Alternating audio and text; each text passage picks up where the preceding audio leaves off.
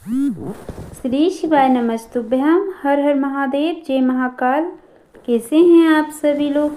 क्या आप जानते हैं कि अमावस्या का दिन सिर्फ चंद्रमा की अनुपस्थिति नहीं होती, बल्कि ये वो समय होता है जब पूरी दृष्टि की ऊर्जा शांति में स्थिर होती है। जब चंद्रमा का प्रकाश नहीं होता, तब हम जो भी साधना, उपाय या दान करते हैं, उसका फल कई गुना बढ़कर मिलता है। और आने वाली अमावस्या पर एक ऐसा विशेष योग बन रहा है, जिसे ज्योतिषी यज्ञ कहा जा रहा है। इस यज्ञ को करने से एक ऐसा माँ लक्ष्मी और शनिदेव की कृपा प्राप्त होती है। अब आप सोच रहे होंगे, आखिर ये नया ज्योतिषी यज्ञ क्या है, इसे कैसे करना है, क्यों इससे इतना चमत्कारी माना गया है। और जब प्रदीप मिश्रा जी जैसे इंसान इसका महत्व बताते हैं, तो हमें इसे कितनी श्रद्धा और नियम पूर्वक करना चाहिए। तो आइए आज हम इसके बारे में विस्तार से जानेंगे। सबसे पहले जान लेते हैं अमावस्या का महत्व। अमावस्या का दिन पितरों की तृप्ति का दिन माना जाता है। जो लोग अपने पूर्वजों को तर्पण और श्रद्धा से याद करते हैं, उन पर उनके आशीर्वाद की वर्षा होती है। साथ ही अमावस्या पर किए गए उपाय धन, सुख, विवाह और संतान की इच्छाओं को पूरा करने वाले होते हैं। जब हम जानेंगे ज्योतिषी यज्ञ की विधि, ये उपाय नया है लेकिन बहुत ही सरल है। कोई कठिनाई नहीं, कोई जटिल मंत्र नहीं, बस थोड़ी सी श्रद्धा और धैर्य चाहिए। अगली अमावस्या के दिन सुबह स्नान करके सबसे पहले अपने घर के मंदिर को स्वच्छ करें। फिर शुद्ध घी का एक दीपक जलाएं। इस दीपक में 2 विशेष वस्तुएं डालनी हैं। पहली वस्तु है हल्दी की गांठ और दूसरी वस्तु है 5 लौंग। अब इस दीपक को जलाते समय भगवान शंकर का स्मरण करते हुए श्री शिवाय नमस्तुभ्यम मंत्र का जाप करें। ये मंत्र इतना प्रभावशाली है कि इसके उच्चारण मंत्र से ही वातावरण में पवित्रता आ जाती है। दीपक जलाने के बाद अब यज्ञ की शुरुआत होती है। ये यज्ञ कोई अग्नि में हवन नहीं है, बल्कि ये एक ज्योतिषी यज्ञ है, जहां आप अपनी नकारात्मक शक्तियां, अपने ग्रह दोषों और अपने दुख को दीपक की लौ में अर्पित करते हैं। आप बस ध्यान करें और कल्पना करें कि आपके जीवन की सारी रुकावटें इस दीपक की ज्योति में समर्पित हो रही हैं। अब आप पूछेंगे, इसमें लक्ष्मी जी की कृपा कैसे आती है?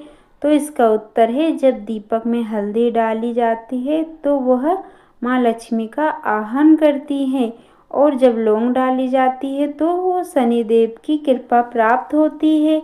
यानी एक ही दीपक में लक्ष्मी और शनिदेव दोनों की कृपा एक साथ मिलती है। क्या आप जानते हैं कि शनिदेव का आशीर्वाद जिस पर होता है, उसके जीवन से कठिनाइयां दूर हो जाती हैं, और माँ लक्ष्मी का आशीर्वाद जिस पर होता है, उसके घर में कभी दरिद्रता नहीं रहती है। सोचिए, जब दोनों की कृपा एक साथ मिल जाए तो जीवन में कैसी क्रांति आ सकती है। अब हम जानेंगे इस उपाय से क्या होता है। पहली बात, जीवन में धन की वृद्धि होती है। दूसरी, विवाह में आ रही रुकावटें दूर होती हैं। तीसरी, परिवार में शांति और प्रेम बना रहता है। और चौथी, पितरों की कृपा भी प्राप्त होती है।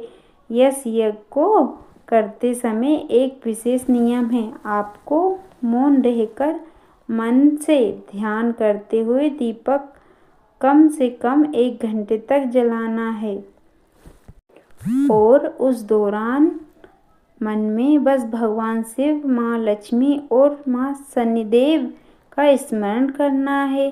अब हम बात करेंगे दान की। अमावस्या पर दान का विशेष महत्व है। इस दिन यदि आप गरीबों को अन्न, कपड़ा, तेल, तिल, काला चना या गुड़ दान करते हैं, तो आपके सारे दोष दूर हो जाते हैं। प्रदीप मिश्रा जी हमेशा कहते हैं कि दान करने से पुण्य कई गुना बढ़कर मिलता है। क्या आप जानते हैं, अमावस्या की रात को यदि हम पीपल के पेड़ के नीचे दीपक जलाते हैं तो पितरों की आत्माएं प्रसन्न होती हैं, और वे अगर प्रसन्न होते हैं तो वे हमें अच्छा सा आशीर्वाद देते हैं। इसलिए इस दिन कम से कम एक दीपक पीपल के वृक्ष के नीचे जरूर जलाएं। अब हम जानेंगे इस ज्योतिषी यज्ञ से कौन से ग्रह शांत होते हैं। विशेष यज्ञों के अनुसार ये उपाय शनि, राहु और केतु के दोषों को शांत करता है। अगर किसी की कुंडली में पितृदोष है तो ये उपाय उसमें भी अधिक मुक्ति दिलाता है, और अगर विवाह में कई ग्रह बाधा डाल रहा है तो वो भी ग्रह भी शांत हो जाता है। अब सोचिए, एक दीपक, 5 लौंग और हल्दी जैसी साधारण वस्तुएं आपके जीवन को कितना बदल सकती है। यही तो चमत्कार है इस अमावस्या उपाय का। जो लोग इस उपाय को करते हैं उनके जीवन में तुरंत सकारात्मक बदलाव आते हैं। किसी को नौकरी मिल जाती है, किसी को विवाह तय हो जाता है, किसी के घर में अचानक से धन की वृद्धि हो जाती है। ये सब केवल संयोग नहीं बल्कि अमावस्या के दिन दिव्य उपाय का फल है। इसलिए आने वाली अमावस्या पर इस ज्योतिषी यज्ञ को जरूर करें। इसे करने में केवल 15 से 20 मिनट लगते हैं, लेकिन इसका फल जीवन भर मिलता है। और सबसे महत्वपूर्ण बात, जब आप ये उपाय करें तो मन में आभार का भाव रखें, भगवान को धन्यवाद करें, पितरों का स्मरण करें और जो कुछ मिले उसमें संतोष रखें। यही संतोष आगे चलकर सुख और शांति में बदल जाता है। अंत में आपके घर पर खुशियां ही खुशियां आ जाएंगी। अगर आपको हमारी वीडियो अच्छी लगी हो तो प्लीज़ वीडियो को लाइक करना और कमेंट सेक्शन में महादेव का कोई भी प्यारा सा नाम लिखना ना भूलिएगा। श्री शिवाय नमस्तुभ्यम।